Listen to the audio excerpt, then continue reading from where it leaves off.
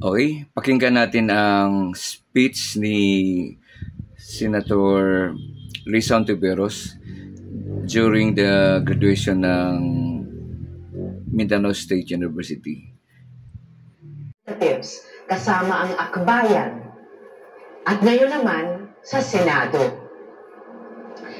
I say all this because as you step into this new chapter, could I ask you to promise me that you will keep showing up? Even when it's hard? Alright! Promise yun, ha? Wow, galing, galing, galing. Pero parang konti ko pa lang ang narinig dito sa harapan. Promise ba? Alright! I'm so glad to hear that. Because today, we live in a world where truth is often under attack. And I want to ask you if you will keep showing up for your dreams. Will you? Yes. Will you keep showing up for your truth? Yes. Great. Because in this world, nariyan ang fake news, disinformation, and online manipulation. And so, more than ever, we need young people, you, to be wise, discerning, and brave. Ask the hard questions. Seek the truth, even when it's inconvenient. And speak for truth, even when it's unpopular. Okay, so talagang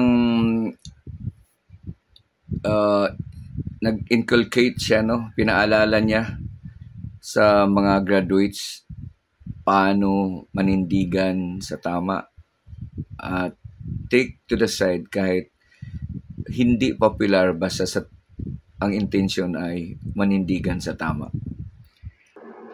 In the Senate, truth is what we fight for every day. Dahil sa katotohanan, naipasara natin ang mga pogo sa Pilipinas. Naipakulong ang pekeng Pilipinong si Guo Huaping. Maraming salamat. Ginawa po natin lahat yun ng sama-sama. Nananagot ngayon ang nagpakilalang anak ng Diyos na si Apollo Quiboloy. Maraming salamat. Kayo rin yan. At isa-isa na rin sinisingil ng panahon ang dumaraming opisyal ng gobyerno na inabuso ang ating mga batas. So, may add ko lang, maraming katulad niya na mga senador na kailangan natin na manindigan para sa bayan, hindi gamitin ang posisyon para sa iilan laman o kaya sa sarili niyang kapakanan. Salamat.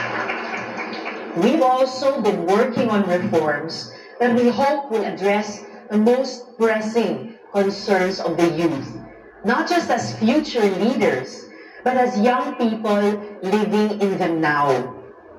One of them is the amendments to the Safe Spaces Act, or Bawal Bastos Law, mentioned by President Ocho Torrena. It includes stronger protections against gender-based harassment, especially for young students like you.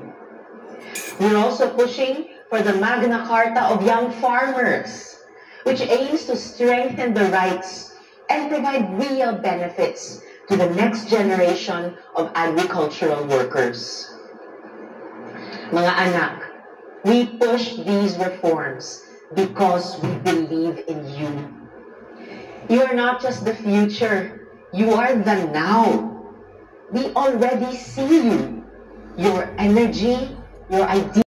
The youth now is really recognized by our senators, by our Congress, that your active participation really counts. So they are trying to inculcate into the minds of the new graduates what will be their future role in their community. Yes, your courage, they matter now. Rest and prioritize your mental health when you must. Pero kapag tinawag kayo ng ating bayan, nawa ay tumindig kayo. So, be brave. Celebrate this day. Deserve nyo naman eh. But tomorrow, I hope you rise with new beginnings in your heart and fire in your soul. Your brilliance won't come just from academic awards, but from living with purpose. So, follow your bliss.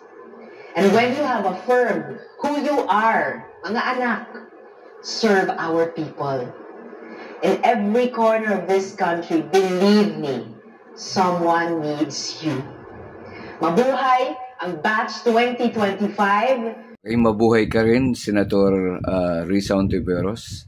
Sana'y patnubayan ka ng Panginoon. Bigyan ka pa ng tapang na ipaglaban ang bayan.